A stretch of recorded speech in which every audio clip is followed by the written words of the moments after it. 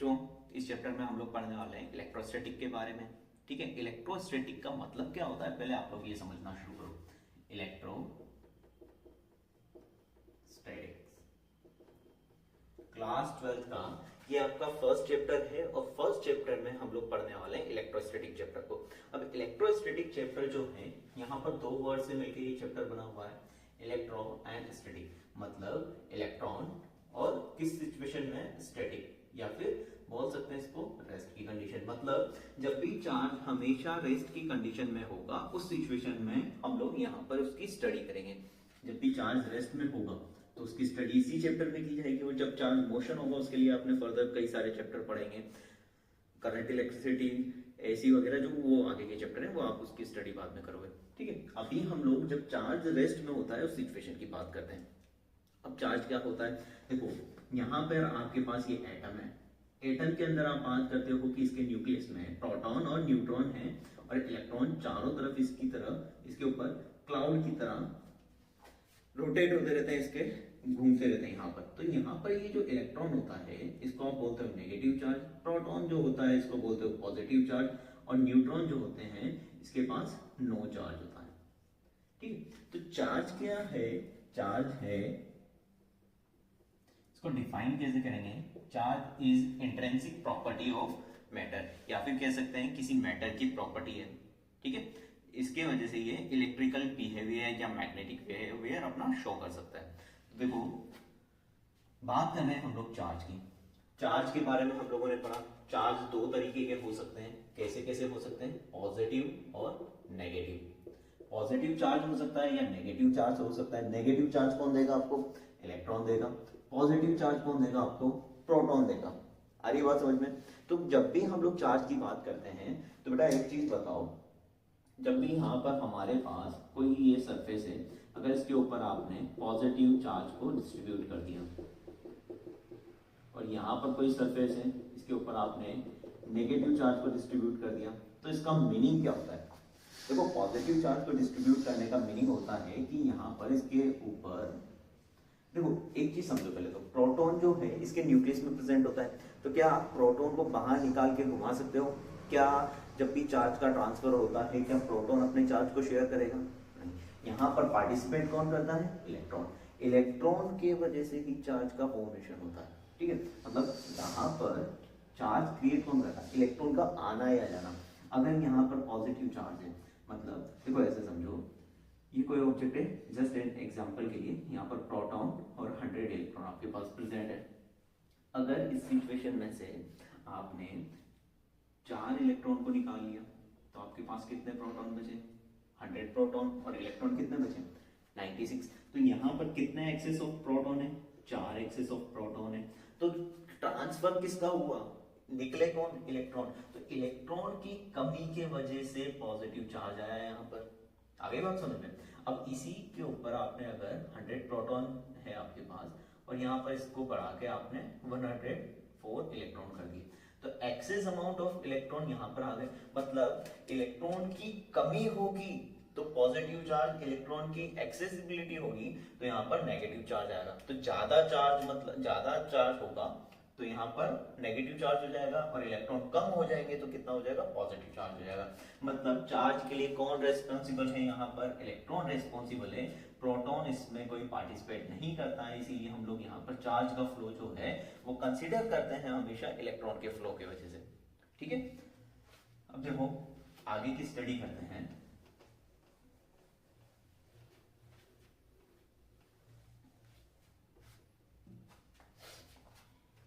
इसकी कुछ प्रॉपर्टीज के बारे में।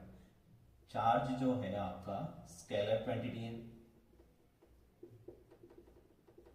ठीक है, चार्ज जो है आपका स्केलर क्वांटिटी है। अब चार्ज एक स्केलर क्वांटिटी है, इसकी यूनिट क्या होगी, देखो यूनिट जब आप लिखते हो एमकेएस में, एमकेएस में आप इसकी यूनिट क्या लिखते हो, कूलम्ब, और इसको सी से डिनोट करते हो, या फिर एम्पियर इनटू सेकेंड। कहां से आता है एम्पियर इनटू सेकेंड, आपने एक फॉर्मूला पढ़ा होगा, Q equal to I T.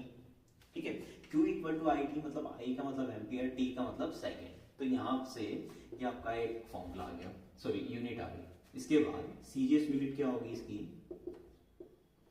देखो एमकेएस यूनिट तो हो गई इसकी कूलाम, तो सीजीएस यूनिट क्या होती है यहाँ पर, सीजीएस यूनिट होती है इसकी स्टेट कूलाम, ठीक है, या तो स्टेट कूलाम को स्टेट एसटीसी से डिनोट करते हैं। अब देखो सीजीएस यूनिट जो है हम लोगों ने लिखी है यहाँ पर स्टेट कूलाम, और इसको इलेक्ट्रोस्टैटिक यूनिट भी बोला जाता है, ठीक है।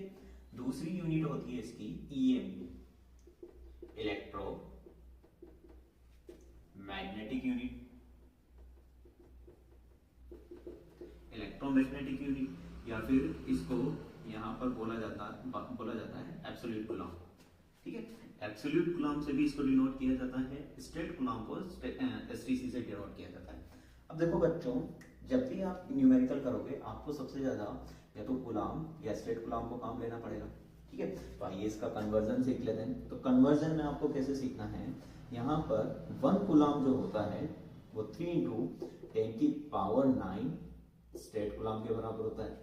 अरे बात समझे, 1 coulomb is equal to 3 × 10⁹ statcoulomb, और 1 coulomb is equal to 1/10 absolute coulomb.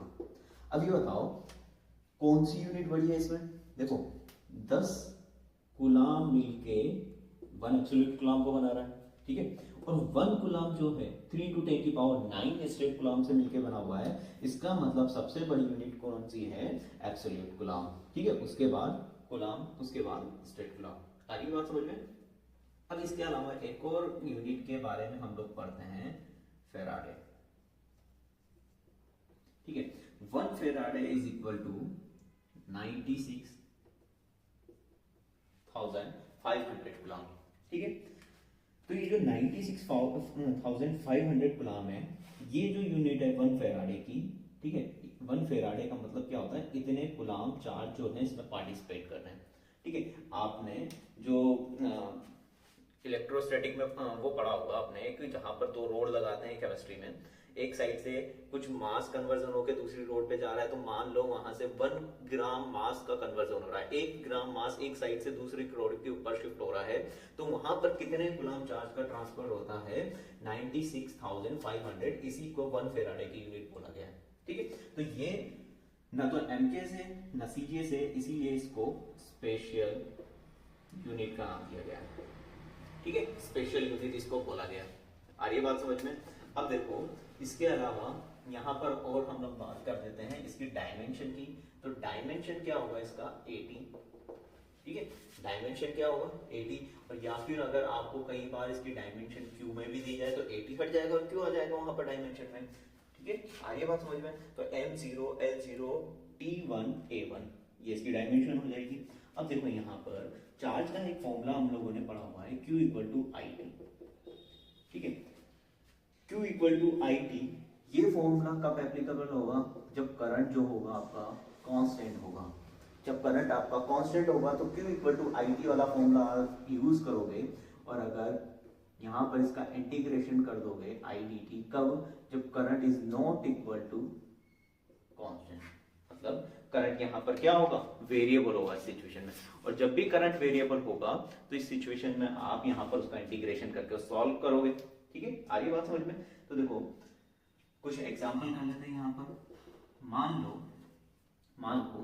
5 ampere current 2 second में फ्लो हो रहा है, ठीक है। तो इसका चार्ज क्या हो गया,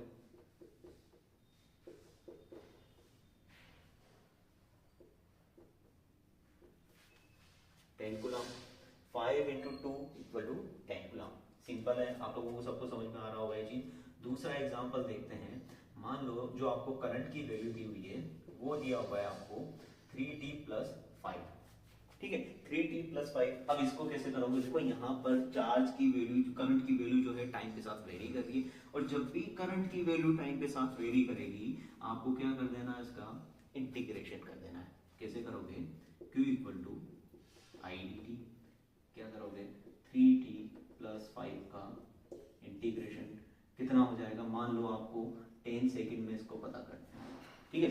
तो इसकी लिमिट क्या लगाओगे आप, 0 सेकंड से। देखो शुरू तो 0 से होगा, कहां तक, 10 सेकंड तक। क्या हो जाएगी, इंटीग्रेशन करो 3t² / 2 + 5t 0 से 10, तो 10 की वैल्यू पुट करो, 3 इंटू 10 की स्क्वायर बाय 2 प्लस 5 इंटू 10, और इसको पुट करोगे तो सारी वैल्यू आपको क्या मिलने वाली है, 0 मिलने वाली है।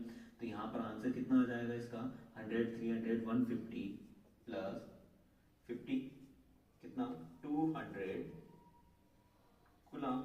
आ रही बात समझ में? तो इस तरीके से आपको सारे न्यूमेरिकल सॉल्व करने हैं। ध्यान रखना, जब करंट कांस्टेंट होता है तो उसको मल्टीप्लाई करना है, और जब करंट कांस्टेंट नहीं होता है, करंट वेरिएबल की फॉर्म में होगा, तो उसका इंटीग्रेशन आपको करना होगा। आ रही बात समझ में? अब देखो, इसके बाद हम लोग पढ़ना शुरू करते हैं चार्ज की प्रॉपर्टीज के बारे में। ये जो सारा है ये आप लोग नोट कर लो, इसके बाद मैं इसको रफ कर देता हूँ।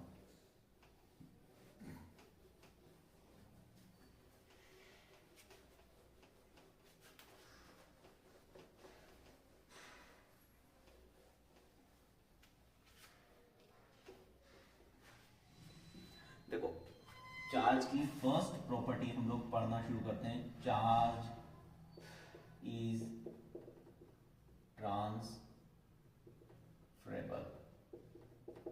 ठीक है, चार्ज को एक जगह से दूसरी जगह पे ट्रांसफर किया जा सकता है, बिल्कुल किया जा सकता है। ये तो सबसे सिंपल और बेसिक प्रॉपर्टी है इसकी, आपने इसके बारे में कई बार पढ़ा होगा। जैसे यहाँ पर आपके पास एक कोई भी कॉम्ब है और यहाँ पर वुलन है, ठीक है। अब कॉम्ब जो है और वुलन जो है, जब आप इनको फ्रिक्शन करते हो तो आपने देखा होगा, या फिर बात करते हैं प्लास्टिक की चेयर, ठीक है। मान लो आप घर पे एक अपनी प्लास्टिक की चेयर पे बैठे हुए हैं, पैरों में इंसुलेटर लगाया, मतलब चप्पल पहना हुआ है आपने। अब चेयर पे आप बैठे हुए हैं, वुलन के कपड़े पहन के, थोड़ी देर आप बैठोगे तो बॉडी क्या करती है, उस पर फ्रिक्शन करती है, और फ्रिक्शन होने की वजह से यहाँ पर चार्ज का ट्रांसफर होता है, ठीक है। आपने देखा होगा ना, आप चेयर से उठते हो, सडनली किसी चीज को टच करते हो तो आपको एक शॉक लगता है, वो कौन सा चार्ज, वो है स्टैटिक चार्ज, ठीक है ना। तो यहाँ पर जो स्टैटिक चार्ज है वो चार्ज कहां से आया, वो आया फ्रिक्शन की वजह से। ड्यू टू फ्रिक्शन ये बॉडी से चार्ज का यहाँ पर ट्रांसफर हुआ, ठीक है। और चार्ज का ट्रांसफर लेन देन हुआ, इसकी वजह से कोई पॉजिटिव हो गया, कोई नेगेटिव हो गया, और किसी के पॉजिटिव और नेगेटिव होने से क्या डेवलप होता है, चार्ज प्रोड्यूस हो गया, ठीक है। क्योंकि कोई भी चीज पॉजिटिव है उसका मतलब क्या है, इलेक्ट्रॉन की कमी, और कोई भी चीज नेगेटिव है उसका मतलब क्या है, एक्सेस अमाउंट ऑफ इलेक्ट्रॉन। तो यहां पर अगर यहां पर चार्ज जो है न्यूट्रल नहीं रहा, वहां पर कोई इलेक्ट्रॉन चार्ज जो है या तो पॉजिटिव हो गया या नेगेटिव हो गया, मतलब इलेक्ट्रॉन या तो ज्यादा हो गए या कम हो गए। इसी की वजह से जब आपकी बॉडी को आप किसी भी मेटल की सरफेस पे या किसी पर्सन को टच करते हो तो वहां पर करंट का फ्लो होता है, ठीक है। और क्या होता है, फिर वहां पर चार्ज का लेन देन होता है, उसके बाद आपकी बॉडी वापस से न्यूट्रल हो जाती है। तो आपको एक छोटे से माइक्रो सेकंड के लिए एक शॉक लगता है, और वही यहाँ पर चार्ज ट्रांसफर होता है। उसी चार्ज के ट्रांसफर को, उस सिचुएशन को हम बोलते हैं स्टैटिक करंट। आ रही बात समझ में? तो यहाँ पर चार्ज इज ट्रांसफरेबल, मतलब चार्ज को ट्रांसफर किया जा सकता है, ठीक है। आपने देखा होगा कई बार आप सर्दियों में कपड़े उतारते हो या वुलन के कपड़े पहनते हो तो वहां पर आपको चड़चड़ वाली आवाज साउंड सुनाई देता है, ठीक है। तो वो साउंड क्या है, वहां पर वो फ्रिक्शन के वजह से चार्ज प्रोड्यूस हो रहा है। आ रही है बात समझ में? तो जब भी इस तरीके के चार्ज आपकी बॉडी में प्रोड्यूस हो तो एक चीज ध्यान रखना है, इससे बचने का सबसे अच्छा तरीका है अपने पैरों के इंसुलेटर को निकाल के सरफेस पे टच कर दो, या फिर अपने हाथ को किसी भी वॉल पे टच कर दो। इससे क्या होगा, आपकी बॉडी के एक्सेस अमाउंट ऑफ इलेक्ट्रॉन वहां पर ट्रांसफर हो जाएंगे, और अगर इलेक्ट्रॉन की कमी होगी तो वो आके उसको न्यूट्रल कर देंगे और आपको शॉक नहीं लगेगा उस सिचुएशन में, ठीक है। अब देखो, अगली प्रॉपर्टी है हमारी, charge is additive in nature. देखो बेटा, चार्ज जो है एडिटिव नेचर के होते हैं, ठीक है। मान लो कि आपके पास एक किसी सरफेस के अंदर बहुत सारे चार्ज प्रेजेंट है, और मैंने आपको पूछा कि इसका नेट चार्ज बताओ, तो आप क्या बताओगे, सारे चार्ज का सम करके आप बताओगे, ठीक है। तो मान लो कि आपके पास ये कोई रैंडम बॉडी है, इसके अंदर 15 coulomb charge plus 2 coulomb charge और माइनस का 10 कूलम चार्ज। अब मैंने पूछा आपको इस सरफेस के पूरा टोटल चार्ज क्या हुआ, तो इसका नेट चार्ज आप क्या बताओगे, 15 प्लस 15 प्लस 2 प्लस माइनस का 10, सम करोगे ना, एडिटिव इन नेचर तो सबका सम कर दिया और सम किया तो आपको क्या मिला 17 माइनस 10 7 कूलम चार्ज। ठीक है, तो इसी से हम लोग बोल सकते हैं charge is additive in nature. आ रही बात समझ में? तो चार्ज हमेशा एडिटिव नेचर का होता है। ठीक है, अब बात करते हैं थर्ड प्रॉपर्टी है हमारे पास, चार्ज इज कंजर्व्ड। ठीक है, देखो चार्ज इज कंजर्व्ड का मतलब क्या है, किसी भी सिस्टम का टोटल चार्ज कंजर्व्ड होता है। ध्यान से समझना, किसी भी सिस्टम का टोटल चार्ज, या फिर इसको और अच्छे से बोल सकते हैं किसी भी आइसोलेटेड सिस्टम का टोटल चार्ज हमेशा क्या होगा, कंजर्व्ड होता है। ठीक है, किसी भी आइसोलेटेड सिस्टम का, है ना। अगर मैं आपको पूछूं कि किसी भी सिस्टम का पॉजिटिव चार्ज कंजर्व्ड है, नहीं, पॉजिटिव चेंज हो सकता है। क्या नेगेटिव कंजर्व्ड है, नहीं, नेगेटिव भी चेंज हो सकता है। क्या टोटल चार्ज कंजर्व्ड है, हाँ, पूरे आइसोलेटेड सिस्टम का टोटल चार्ज हमेशा कंजर्व्ड रहेगा। ठीक है, तो अब इसकी बात करते हैं हम लोग यहां पर, चार्ज इज कंजर्व्ड। ठीक है, किसी भी आइसोलेटेड सिस्टम का हमारा टोटल चार्ज जो होगा वो कंजर्व रहेगा, मतलब नेट चार्ज वहां पर क्या रहेगा, कांस्टेंट रहेगा। उस सिस्टम का पूरा नेट चार्ज जो होगा आपके पास वो कांस्टेंट की सिचुएशन में रहेगा। अब बात करते हैं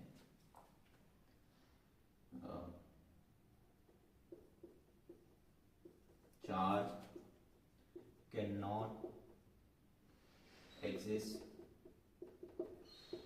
without mass, but mass can exist without charge। देखो इस सिचुएशन में क्या है, यहाँ पर charge can not exist without mass. देखो चार्ज कब होगा, जब किसी भी बॉडी के अंदर मास प्रेजेंट होगा तभी आपके पास चार्ज होगा। और अगर कहीं भी चार्ज प्रेजेंट नहीं है ना, कहीं भी मास प्रेजेंट नहीं है तो इसका मतलब है वहां पर कभी भी चार्ज प्रेजेंट नहीं हो सकता। मतलब चार्ज की प्रेजेंस के लिए वहां पर किसका होना जरूरी है, मास का होना जरूरी है। तो हम लोगों ने बोला कि अगर किसी जगह पे मास जीरो नहीं है, ठीक है, और वहां पर चार्ज भी जीरो नहीं है, तो ये कौन सी सिचुएशन है, बताओ इसका कौन सा एग्जांपल होगा आपके पास, हो गया ना प्रोटॉन। प्रोटॉन का मास होता है, उसके पास चार्ज भी होता है, तो प्रोटॉन। अगर मैंने आपको बोला किसी बॉडी का मास जीरो नहीं है लेकिन चार्ज जीरो है, क्या ऐसा हो सकता है? हाँ, हो सकता है। कौन होता है, हमारे पास न्यूट्रॉन जो होता है उसका मास जीरो नहीं होता लेकिन उसका चार्ज जीरो हो सकता है। लेकिन अब हम अगली बात करते हैं कि किसी बॉडी का मास जीरो हो और उसका चार्ज जीरो ना हो। आप पूरी फिजिक्स में जितने भी चार्ज आपके पास है सारे उठा के देख लो, कहीं भी आपको ये सिचुएशन नहीं मिलने वाली। ठीक है, क्यों? क्योंकि जहां पर मास प्रेजेंट नहीं होगा वहां पर चार्ज होना पॉसिबल नहीं है। इसीलिए हम लोगों ने लिखा है charge can not exist without mass. Charge can not exist without mass, but mass can exist without charge. देखो मास तो एग्जिस्ट कर सकता है, ठीक है। अगर आपके पास कोई वुडन की लकड़ी है, क्या जरूरी है चार्ज? ठीक है, तो मतलब दुनिया में जितना भी मास है क्या जरूरी है वो चार्ज हो? नहीं। तो मास तो एग्जिस्ट कर सकता है विदाउट चार्ज, लेकिन विदाउट मास चार्ज का एग्जिस्टेंस नहीं है। आप लोगों ने देखा इलेक्ट्रॉन को हमने चार्ज बोला, प्रोटॉन को हम लोगों ने चार्ज बोला, क्या इलेक्ट्रॉन का मास होता है? पढ़ाया आपने 9.1 × 10⁻³ kg। ठीक है, प्रोटॉन का मास भी आपने पढ़ा है। तो मतलब मास होगा तो ही चार्ज होगा और मास नहीं होगा तो चार्ज नहीं होगा। आगे बात समझ में? चलो इसके बाद आगे की बात करते हैं।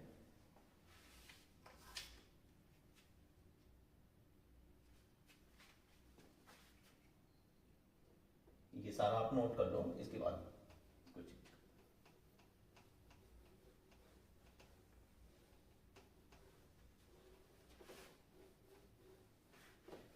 चार प्रॉपर्टी हो गई है हमारी। इसके बाद बात करते हैं चार्ज इज इनवेरिएंट। ठीक है, चार्ज इज इनवेरिएंट का मतलब क्या है? देखो चार्ज जो है वो इनवेरिएंट है, मतलब चार्ज को आप दो सिचुएशन में समझो।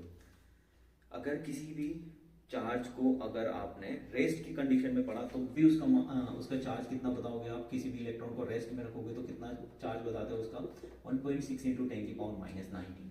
अगर मैंने बोला आपने चार्ज को भगाया, ठीक है, इलेक्ट्रॉन को दौड़ा रहे हो आप, और तब मैंने उसका पूछा कि इसके ऊपर कितना चार्ज हुआ, तब भी आप कितना बताओगे? 1.6 इंटू 10⁻⁹। मतलब जब भी आप किसी भी ऑब्जेक्ट को मोशन में लेके मतलब चार्ज को मोशन में लेके आते हो तो उसके चार्ज की वैल्यू में कोई इफेक्ट नहीं होता है, वो इनवेरिएंट रहता है, वो हमेशा आपको एक ही वैल्यू शो करेगा, 1.6 इंटू 10⁻⁹। ठीक है, इसके बाद अगली बात करते हैं। अगली टर्म है हमारी चार्ज इज क्वांटाइज्ड। ठीक है, देखो चार्ज इज क्वांटाइज्ड का मतलब क्या है? चार्ज इज क्वांटाइज्ड में हर चीज को यहां पर क्वांटा का मतलब क्या है पहले इसको समझ लो। Minimum possible value. क्वांटा का मतलब क्या है? किसी भी चीज की एक मिनिमम पॉसिबल वैल्यू आपको दी गई हो, ठीक है, और उसके बाद दो कंडीशन यहां पर होनी चाहिए। उस चीज के आपके पास मिनिमम वैल्यू होनी चाहिए, और सारी जो आगे की टर्म हम लोग लिखेंगे, है ना, वो कैसा होना चाहिए? उसका इंटीजर मल्टीपल की फॉर्म में होना चाहिए। देखो चार्ज इज क्वांटाइज्ड को समझने का सबसे अच्छा तरीका है, अगर आपके पास एक माचिस का पैकेट है, ठीक है, माचिस का एक बॉक्स है जो आप लेके आते हो 10 रुपए का, उसमें इस तरीके से आपके पास कितने बॉक्स है? 1 2 3 4 5 6 7 8 9 10, ये 10 बॉक्स, राइट? क्वांटा आपको बना दिया। देखो क्वांटा का मतलब एक पैकेट की फॉर्म में आपको दिया हुआ है, ठीक है, मतलब जो चार्ज है आपके पास वो पैकेट की फॉर्म में है, तो यहाँ पर ये पैकेट की फॉर्म में मिनिमम पॉसिबल वैल्यू होनी चाहिए, और बाकी सारे जो टर्म्स होंगी वो उसके इंटीजर मल्टीपल में होगी। देखो क्यू का एक फॉर्मूला पढ़ते हो आप, Q equal to plus minus का n e, Q equal to plus minus का एन ई, एन मतलब उसका इंटीजर मल्टीपल, इंटीजर मल्टीपल क्या हो सकता है? Plus minus 1 plus minus 2 plus minus 3 plus minus 4, ठीक है, और ई मतलब मिनिमम पॉसिबल चार्ज। देखो चार्ज हम लोगों ने मिलीकन ने हम लोगों को क्या बताया कि चार्ज जो होता है उसकी मिनिमम पॉसिबल वैल्यू जो होगी वो होगी हमारे पास 1.6 इंटू 10⁻⁹ गुना, और हमारे पास जो फ्रीली अवेलेबल जो चार्ज है जो एग्जिस्ट कर सकता है, स्मॉलेस्ट पॉसिबल चार्ज जो होगा हमारे पास वो क्या होगा? इलेक्ट्रॉन। तो हमने एक टर्म बना दी कि चार्ज इज क्वांटाइज्ड को डिफाइन करने के लिए कि हमारे पास जो है मिनिमम पॉसिबल वैल्यू होनी चाहिए। तो चार्ज की सबसे मिनिमम पॉसिबल वैल्यू क्या है हमारे पास? 1.6 इंटू 10⁻⁹ गुलाम, और यहाँ पर चार्ज जो बाकी की जो वैल्यू है वो उसके इंटीजर मल्टीपल की वैल्यू में होनी चाहिए, तो यहाँ पर हम लोगों ने उसको इंटीजर मल्टीपल की फॉर्म में लिख दिया, ठीक है। अब देखो मान लो आपके पास ये यहाँ पर माचिस का पैकेट है, अब ये माचिस का पैकेट है बेटा, ये मान लो आपके पास एक क्वांटा हो गया, ठीक है। अब आप ले लेंगे माचिस, उसने बोला, आपने बोला कि मुझे एक माचिस चाहिए, उसने बोला कि नहीं हम लोग एक माचिस का पैकेट ही देते हैं, तो मिनिमम पॉसिबल वैल्यू कितनी मिल गई आपको? एक पैकेट, ठीक है। अब बाकी आप जो भी लोगे, आप या तो एक पैकेट लोगे या 2 या 3 या 4 या 5, मतलब उस पैकेट के इंटीजर मल्टीपल की फॉर्म में आप इसको लोगे, ठीक है। तो चार्ज को इसी तरीके से डिफाइन कर सकते हैं कि उसकी एक तो क्वांटाइज होने का मतलब क्या है कि उसकी मिनिमम पॉसिबल वैल्यू होनी चाहिए और बाकी सारी जो वैल्यूज जो होंगे उसके इंटीजर मल्टीपल की फॉर्म में होगी। तो यहाँ पर मिनिमम पॉसिबल वैल्यू बता दी और सारी वैल्यू उसके इंटीजर मल्टीपल फॉर्म में। अब देखो यहाँ पर इस सिचुएशन में अगर ये जो चीजें हैं ये डिपेंड करती हैं मिनिमम पॉसिबल वैल्यू पे। पहले हम लोगों ने बात की थी एक पैकेट की, अब एक पैकेट के जगह पे अगर आपने मांगा कि एक पीस मुझे माचिस का चाहिए, ठीक है, तो आपको एक पीस माचिस का दे दिया उसने, तो मिनिमम पॉसिबल वैल्यू क्या हो गई? इस बार एक माचिस हो गई, तो आपके लिए इंटीजर वैल्यू क्या होगी? यहाँ पर इंटीजर मल्टीपल क्या होगा उसका? एक माचिस, 2 माचिस, 3 माचिस, 4 माचिस, 5 माचिस, ठीक है। तो इसी तरीके से चार्ज की वैल्यू जो है एक मिनिमम पॉसिबल वैल्यू आपके पास होनी चाहिए और बाकी सारी वैल्यूज मिनिमम पॉसिबल वैल्यू का इंटीजर मल्टीपल होना चाहिए, ठीक है। अब देखो इसके बाद क्या सिचुएशन होती है कि यहाँ पर बाद में क्वार्क की खोज हो जाती है। ठीक है, क्वार्क को खोजा जाता है। क्वार्क जो होता है, दो क्वार्क जो है ये कहाँ मिलते हैं हम लोगों को? क्वार्क जो है हमारे एटम के अंदर जो प्रोटॉन और न्यूट्रॉन प्रेजेंट होते हैं, ये किनसे मिलके बने हुए होते हैं? क्वार्क से मिलके बने हुए होते हैं। तो बेटा यहाँ पर क्वार्क जो है दो टाइप के होते हैं, एक होता है आपका अप क्वार्क और एक होता है आपका डाउन क्वार्क। तो अप क्वार्क और डाउन क्वार्क मिलके प्रोटॉन और न्यूट्रॉन का फॉर्मेशन करते हैं। ठीक है, मतलब ये फ्रीली एग्जिस्टेंस में नहीं होते हैं, लेकिन इनके वजह से ही प्रोटॉन और न्यूट्रॉन का फॉर्मेशन होता है। अरे बात समझ गए? इसीलिए हम लोग बोलते हैं smallest possible charge is electron. Smallest possible charge तो और भी, लेकिन फ्रीली एग्जिस्टिंग कंडीशन में कौन है हमारे पास? इलेक्ट्रॉन। इसीलिए हम लोग जब भी क्वांटा का फॉर्मूला लिखते हैं तो यहाँ पर ई की वैल्यू को लिखते हैं। ठीक है, तो क्या अगर क्वार्क जो होता वो फ्रीली अवेलेबल होता तो क्या आप यहाँ पर चार्ज इज क्वांटाइज, ये फॉर्मूला हमारा फेल हो जाता? ये स्टेटमेंट फेल हो जाता? नहीं। देखो यहाँ पर इसने अपने स्टेटमेंट में बिल्कुल क्लियर बोल दिया है कि क्वांटाइज्ड का मतलब क्या है कि आपके पास पहले तो सबसे मिनिमम पॉसिबल वैल्यू होनी चाहिए और उसी मिनिमम पॉसिबल वैल्यू के इंटीजर मल्टीपल होंगे चार्ज।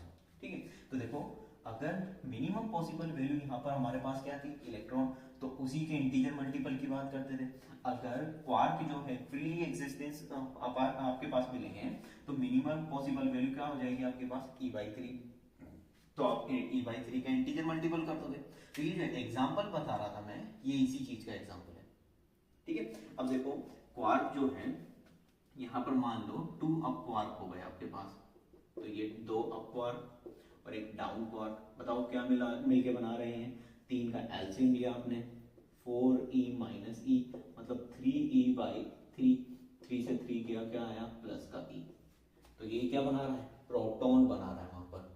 आ रही बात समझ में? तो इस तरीके से अप क्वार्क और डाउन क्वार्क मिलके यहाँ पर प्रोटॉन और न्यूट्रॉन का फॉर्मेशन करते हैं। आ गई बात समझ में? अब देखो चार्ज इज क्वांटाइज हम लोगों ने पढ़ लिया, सारी टर्म्स हम लोगों ने पढ़ ली। इसके बाद हम लोग बात करना शुरू करते हैं method of charging. Method of charging, ये चार्ज की प्रॉपर्टी हमारी कंप्लीट होती है यहाँ पर। अब हम लोग बात करते हैं method of charging.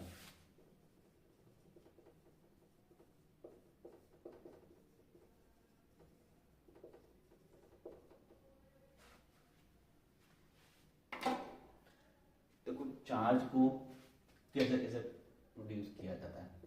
Charge by friction. देखो जब भी, अभी थोड़ी देर पहले भी हम लोग बात कर रहे थे कि जब भी आप दो ऑब्जेक्ट को रब करोगे, उनको फ्रिक्शन कराओगे, तो वहां पर हीट का ट्रांसफर होगा, हीट डेवलप होगी और हीट के होने की वजह से वहां पर लूजली बाउंड इलेक्ट्रॉन जो होंगे वो एक ऑब्जेक्ट से दूसरे ऑब्जेक्ट के अंदर ट्रांसफर हो जाएंगे, एक बॉडी से दूसरी बॉडी के अंदर ट्रांसफर हो जाएंगे। मान लो, ठीक है, यहाँ पर आपके पास ये प्लास्टिक की चेयर है और यहाँ पर वुलन का कपड़ा है। ठीक है, यहाँ पर आपके पास प्लास्टिक की चेयर है और एक वुलन का कपड़ा है। तो जब आप इसको प्लास्टिक की चेयर के ऊपर बैठ के इसको रब करते हो तो रब करने से क्या होता है? कुछ फ्री इलेक्ट्रॉन जो है एक जगह से दूसरी जगह ट्रांसफर हो जाएंगे और ट्रांसफर होने की वजह से मान लो ये पॉजिटिव हो गया तो ये नेगेटिव हो गया। ठीक है, मान लो ये पॉजिटिव हो गया, ये नेगेटिव हो गया, तो मतलब ये इलेक्ट्रिकली चार्ज हो गया। तो चार्ज करने का आपको एक मेथड मिल गया। कौन सा मेथड? Due to friction. आ रही बात समझ में? आपने देखो कई बार रील में देखा होगा कि मान लो कोई पर्सन बैठा हुआ है और एक रील देखी आपने, बहुत फेमस होती है वो, कि एक पर्सन है गैस के सामने बैठा हुआ है, अपनी फिंगर को ऐसे लगा के, उसके पास लाइटर नहीं है। अब क्या कर रहा है? किसी ने उसके ऊपर चादर को रखा, उसको जोर से खींचा, तो जोर से खींचने पे क्या हुआ? चादर ने उसको फ्रिक्शन दिया, है ना? फ्रिक्शन से क्या होगा? वहां पर चार्ज का ट्रांसफर हुआ और चार्ज के ट्रांसफर के वजह से उसकी बॉडी इलेक्ट्रिकली चार्ज हो गई और चार्ज होने की वजह से जब वो मेटल की सरफेस को टच करता है तो उसकी बॉडी से इलेक्ट्रॉन का ट्रांसफर होता है और इलेक्ट्रॉन का ट्रांसफर होने की वजह से वहां पर क्या होती है? वहां पर जो आपका गैस जो होता है वो जलना शुरू हो जाता है। देखा है ना ये रील? तो ये जो रील है वो आपके स्टैटिक इलेक्ट्रिसिटी के ऊपर बेस्ड होती है और चार्ज बाय फ्रिक्शन इसका एक एग्जांपल आपके पास हो सकता है। ठीक है, अब कोई भी बॉडी अगर इसके पास पॉजिटिव चार्ज है, फिर से इसकी बात कर लेते हैं, तो मतलब यहाँ पर इलेक्ट्रॉन की कमी है। ठीक है, इसके पास नेगेटिव चार्ज है तो इसके पास एक्सेस अमाउंट ऑफ इलेक्ट्रॉन है। लेकिन हम लोगों ने एक और प्रॉपर्टी पढ़ी थी, चार्ज इज कंजर्व्ड, मतलब पूरी सिस्टम का टोटल चार्ज क्या रहेगा, कंजर्व्ड रहेगा। देखो कैसे, मान लो कि यहाँ पर ये जो बॉडी है इसके पास 100 प्रोटॉन 100 इलेक्ट्रॉन थे पहले, इसके बाद भी 100 प्रोटॉन और 100 इलेक्ट्रॉन थे। ठीक है, मान या फिर 200 कर दो कि टोटल चार्ज कितना हो गया यहाँ पर 24600 चार्ज यहाँ पर आपके पास टोटल चार्ज प्रेजेंट है। अब 600 टोटल चार्ज प्रेजेंट है, आपने दोनों चीजों को, प्लास्टिक की चेयर को और वुलन को आपस में रब किया। रब करने से क्या हुआ बच्चों, यहाँ पर मान लो देखो प्रोटॉन का तो ट्रांसफर नहीं होगा, ट्रांसफर कौन होता है, इलेक्ट्रॉन। जो शरारती बच्चा होगा घर का वही तो बाहर भागेगा, शरारती बच्चा कौन है, इलेक्ट्रॉन। तो इलेक्ट्रॉन यहाँ से भाग के 100 इलेक्ट्रॉन थे यहाँ पर, मान लो 4 इलेक्ट्रॉन का ट्रांसफर इधर हो गया, 4 इलेक्ट्रॉन का ट्रांसफर इधर हो गया, तो यहाँ पर 4 इलेक्ट्रॉन की कमी हो गई, तो यहाँ पर कौन सा चार्ज ज्यादा अमाउंट में हो गया, पॉजिटिव चार्ज, तो इसीलिए इसको पॉजिटिव चार्ज इसके ऊपर आ गया। ठीक है, अब 4 इलेक्ट्रॉन यहाँ पर एक्स्ट्रा आ गए, तो यहाँ पर ज्यादा अमाउंट का चार्ज कौन सा हो गया, नेगेटिव, इसलिए ये नेगेटिवली चार्ज हो गया। लेकिन अभी भी पूरे सिस्टम का टोटल चार्ज कितना है, 600, इसीलिए हम लोगों ने बोला था चार्ज इज कंजर्व्ड। देखो अब हम लोग बात करने वाले हैं चार्ज बाय इंडक्शन की। इससे पहले हम लोगों ने पढ़ा चार्ज बाय फ्रिक्शन। देखो बच्चों, चार्ज बाय फ्रिक्शन में मतलब देखो, चार्ज किसी भी चीज को चार्ज करने के लिए 3 तरीके हमारे पास है, by friction, bye conduction, by induction. तो फ्रिक्शन मैंने आपको समझा दिया, फ्रिक्शन मतलब दो चीजों को आप रब करोगे आपस में, तो एक बॉडी से चार्ज ट्रांसफर होगा दूसरी बॉडी के अंदर, वहां पर वो आपस में एक दूसरे को चार्ज कर सकते हैं। ठीक है, दूसरी सिचुएशन होगी आपकी चार्ज बाय इंडक्शन। ठीक है, अब चार्ज बाय इंडक्शन एक चीज समझ लो कि चार्ज जो है पॉसिबल ओनली, ये जो सिचुएशन होती है ये पॉसिबल होती है only, possible only extended bodies.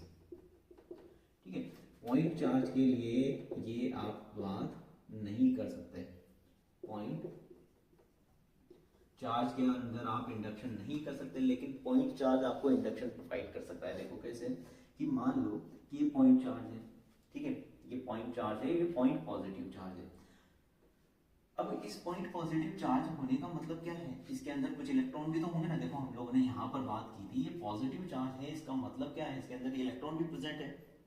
लेकिन ये पॉइंटेड चार्ज है तो क्या है, इसके अंदर एक्सटेंडेड बॉडीज नहीं है, तो जब आप इसको पोलराइज करने की कोशिश करोगे तो इलेक्ट्रॉन के आसपास कहीं जाने की जगह ही नहीं है।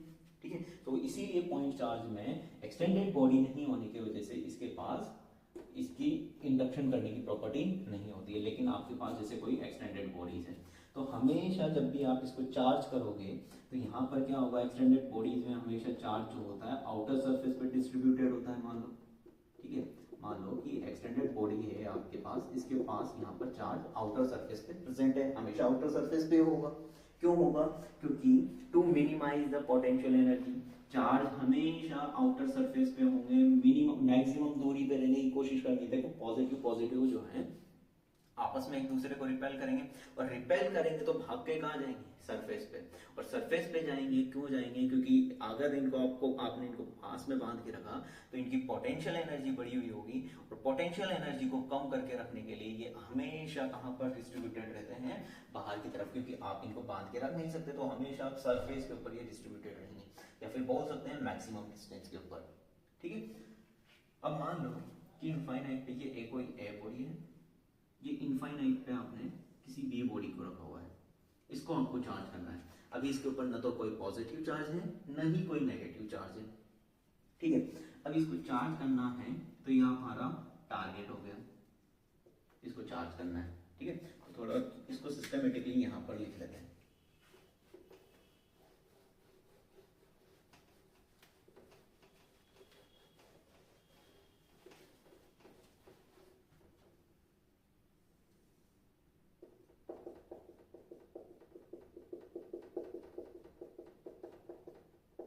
बॉडी ए हो गई, ये इनफाइनाइट पे कोई बॉडी बी रखी हुई है बच्चों। ठीक है, और और ये न्यूट्रल है, ठीक है। अभी इसको क्या बोल दिया हमने, टारगेट। अब आपको इसको टारगेट को चार्ज करना है, तो वो इसको कैसे चार्ज करोगे, फ्रिक्शन में तो आपने क्या किया था, दोनों बॉडी को पास में लेके आए, आपस में फ्रिक्शन कर दिया। अब क्या इंडक्शन में भी वही मेथड लगाओगे, वही मेथड लगाओगे तो फ्रिक्शन वाला मेथड हो गया। तो यहाँ पर कुछ अलग मेथड चाहिए, तो अलग मेथड के लिए हम लोगों ने अलग तरीका निकाला, ठीक है। तो यहाँ पर दो बॉडी आपके पास गिवन है, ए और बी, ये दोनों आपस में इनफाइनाइट डिस्टेंस पे रखा हुआ है और ये ऑलरेडी पहले से चार्ज है, मतलब आपको पहले से चार्ज बॉडी से दूसरी बॉडी को चार्ज करना है, ठीक है। अब क्या करोगे, ये जो पहली बॉडी आपके पास यहाँ पर रखी है, ये पॉजिटिवली चार्ज बॉडी जो यहाँ पर है, इसके पास आप लेके आए, और जैसे ही लेके आओगे तो क्या होगा इस बॉडी में जितने पॉजिटिव हैं उतने ही नेगेटिव हैं, तो पॉजिटिव को क्या करेगा, रिपेल करेगा, तो सारे पॉजिटिव कहाँ चले जाएंगे, इधर कॉर्नर में चले जाएंगे, यहाँ इकट्ठे हो जाएंगे, ठीक है। और सारे नेगेटिव को क्या करेगा, ये अपनी तरफ अट्रैक्ट करेगा, तो सारे इलेक्ट्रॉन यहाँ पर आगे की तरफ इकट्ठे हो गए। तो इसने इस सिचुएशन में इसको क्या कर दिया, पोलराइज कर दिया, ठीक है। क्या ये चार्ज हो गया, नहीं, अभी ये चार्ज नहीं हुआ है, अभी क्या हुआ है, पोलराइज्ड हुआ है। और पोलराइज करने के लिए किस मेथड को यूज किया आपने, due to induction. Induction method की वजह से यहाँ पर ये आपने इसको पोलराइज किया है। क्या ये अभी चार्ज हुआ, नहीं हुआ, ठीक है। बात को समझो, अभी ये चार्ज नहीं हुआ है, सारे इलेक्ट्रॉन जो है यहाँ पर बाउंडेड हो गए, ठीक है, लेकिन अभी भी ये चार्ज नहीं है। अब आपने क्या किया है सिचुएशन में, ये जो ए है इसके सारे चार्ज जो है यहाँ पर डिस्ट्रीब्यूटेड है।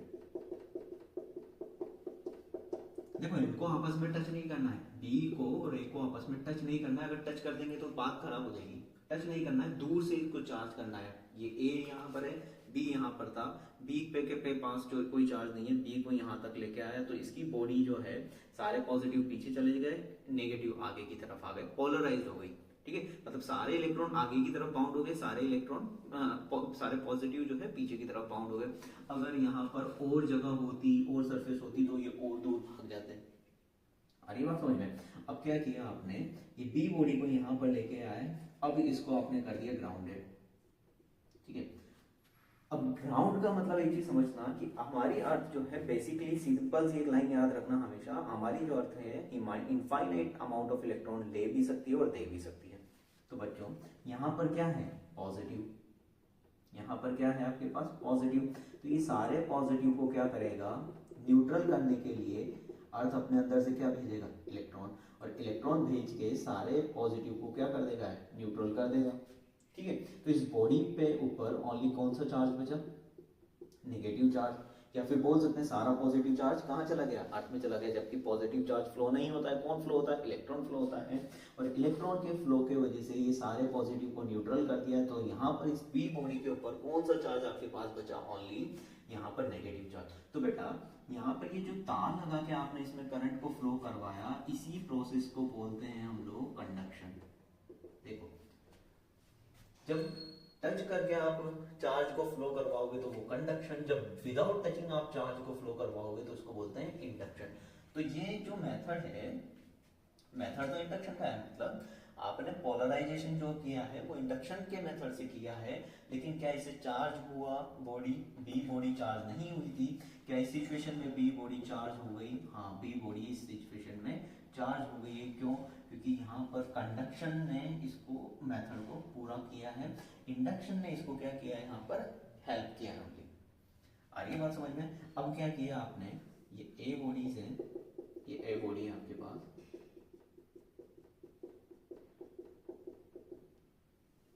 और ये बी बॉडी है। अब आप वापस से इसको दूर लेके जाओगे, तो दूर लेके चले जाओगे, वापस से इनफाइनाइट पे लेके चले जाओगे, तो सारा नेगेटिव जो आगे की तरफ बाउंड हुआ था वो कहाँ चला जाएगा, वापस से पूरी सरफेस पे डिस्ट्रीब्यूट हो जाएगा। क्यों हो जाएगा, क्योंकि सारे नेगेटिव आपस में एक पास नहीं रह सकते। और नहीं रह सकते, क्यों नहीं रह सकते, क्योंकि इनके अंदर पोटेंशियल एनर्जी को मिनिमाइज करने की टेंडेंसी है, और मिनिमाइज करने के लिए सारा जो इलेक्ट्रॉन है पूरी बॉडी के ऊपर इक्वली डिस्ट्रीब्यूटेड हो जाएंगे, ठीक है। और पूरी बॉडी के ऊपर कौन सा चार्ज आ गया आपके पास, नेगेटिव चार्ज आ गया। और ये कौन सा प्रोसेस हो गया, ये चार्ज को हमने क्या कर दिया, इंड्यूस कर दिया, ठीक है। तो चार्ज इंड्यूस्ड बाय इंडक्शन ये प्रोसेस होगा। दोबारा समझना, ए एक पॉजिटिव चार्ज बॉडी है, बी एक टारगेटेड चार्ज है जिसके पास कोई चार्ज नहीं है, दूर रखा है, बहुत दूर रखा है, मतलब इनफाइनाइट पे रखा है। आप इसको धीरे धीरे धीरे धीरे पास लेके आए, पास लेके आने की वजह से पॉजिटिव पॉजिटिव को रिपेल करेगा, पॉजिटिव ने पॉजिटिव को रिपेल किया, दूर भेगा, पॉजिटिव नेगेटिव को अट्रैक्ट करेगा, तो पॉजिटिव ने नेगेटिव को अपनी तरफ खींचा। तो यहाँ पर जो है ये है चार्ज का क्या हो गया, पोलराइजेशन हो गया। और चार्ज का पोलराइजेशन इस सिचुएशन में होगा क्या, यहाँ पर अभी भी चार्ज हो गया ये बॉडी नहीं हुई। पोलराइजेशन किसकी वजह से हुआ, इंडक्शन के वजह से हुआ। लेकिन पोलराइजेशन ये जो पूरी बॉडी बी बॉडी है इसको कंप्लीट चार्ज करने के लिए हम लोगों ने क्या किया, इसको ग्राउंड किया थर्ड सिचुएशन में। और जैसे ही हम लोगों ने इसको ग्राउंड किया, अर्थ से कुछ इलेक्ट्रॉन आए, यहाँ पर सारे पॉजिटिव को न्यूट्रल कर दिया, यहाँ पर न्यूट्रल हो गए, इसके पास जितने इलेक्ट्रॉन थे ये इसी के पास रह गए। अब इस बॉडी को वापस से दूर ले गए, अब दूर लेके गए तो इसके पास कौन से चार्ज आ गए, हमारे पास नेगेटिव। चलो इसको दूर बना दो, ठीक है, इसको दूर लेके गए आप, यहाँ पर वापस से दूर ले गए, तो इसके पास कौन सा चार्ज है, पूरी सरफेस पे नेगेटिव इक्वली डिस्ट्रीब्यूटेड हो गया। पहले ही आगे की तरफ बाउंडेड था, लेकिन अब पूरी सरफेस पे डिस्ट्रीब्यूटेड हो गया। क्यों हो गया, क्योंकि हर चार्ज अपनी पोटेंशियल एनर्जी को मिनिमाइज रखना चाहता है, और मिनिमाइज करने के लिए पूरी सरफेस पे इक्वली डिस्ट्रीब्यूटेड हो गया।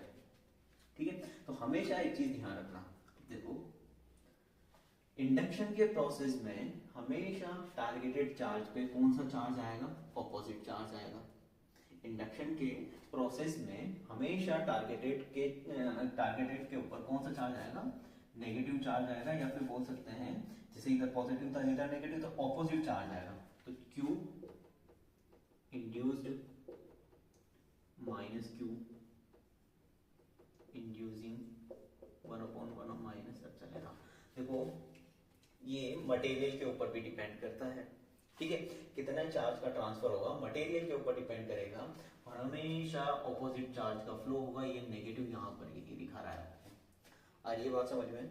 तो ये चार्ज बाय इंडक्शन मेथड था आपके पास। अब हम लोग पढ़ने वाले हैं चार्ज बाय कंडक्शन। देखो चार्ज बाय कंडक्शन जो होगा आपका, उसको पढ़ना शुरू करते हैं, इसको रफ करते हैं।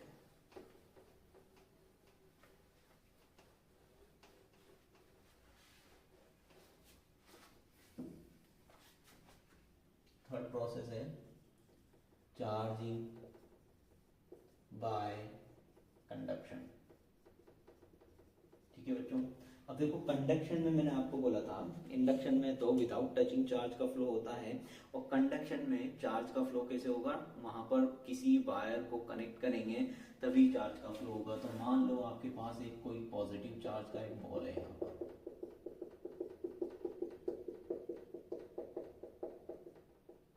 ठीक है, ये पॉजिटिव चार्ज है, इससे ये वायर से आपने बी बॉडी है, ये ए बॉडी है, इसको चार्ज करना है।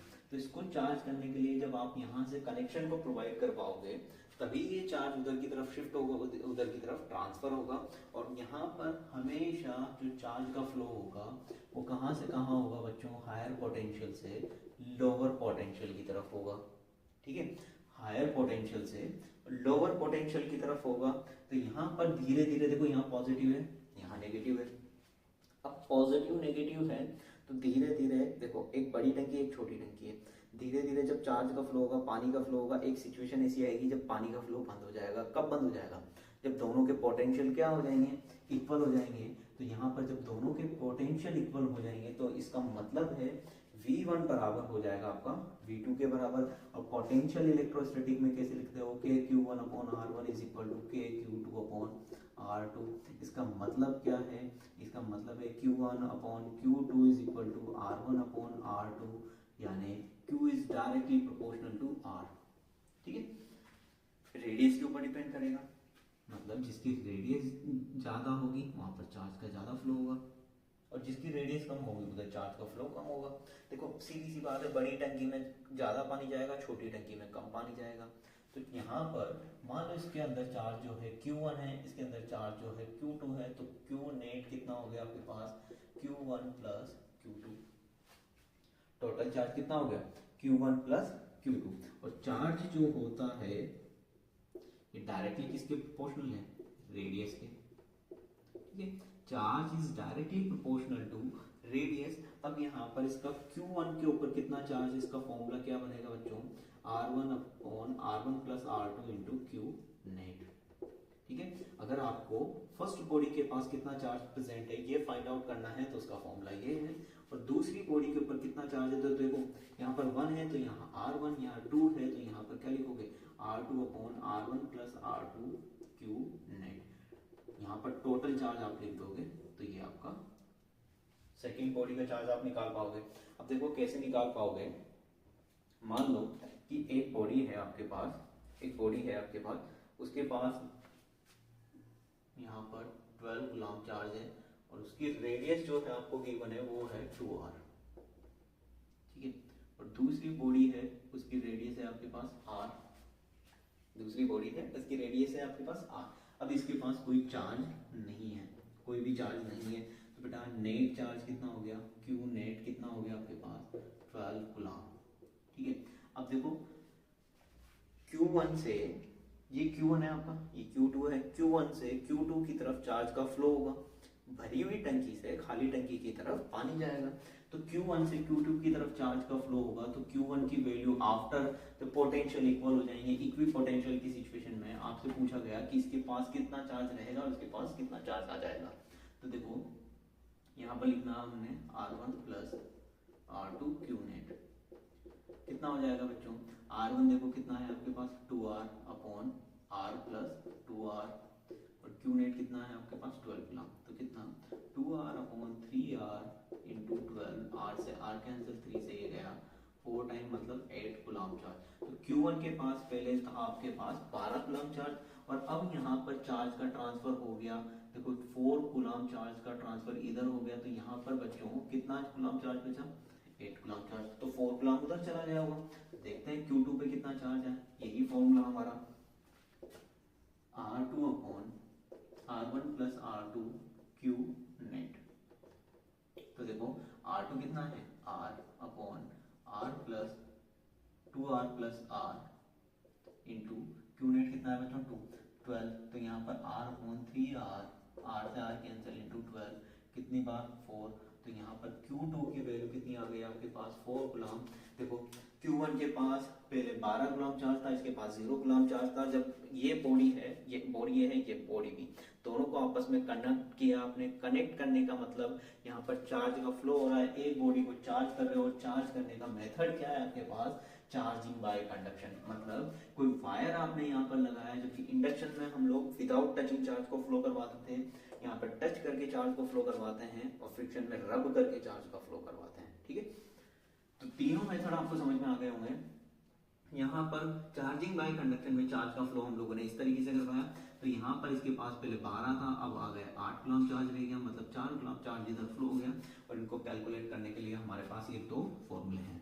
ठीक है, तो चार्ज जो है वो रेडियस के रेशो में वहां पर डिस्ट्रीब्यूटेड होता है। आ रही बात समझ में? तो इसी तरीके से और अच्छे अच्छे वीडियोस देखने के लिए बेटा हमें फॉलो करें। आज इतना ही, इसके बाद आगे का चैप्टर हम लोग आगे बढ़ेंगे।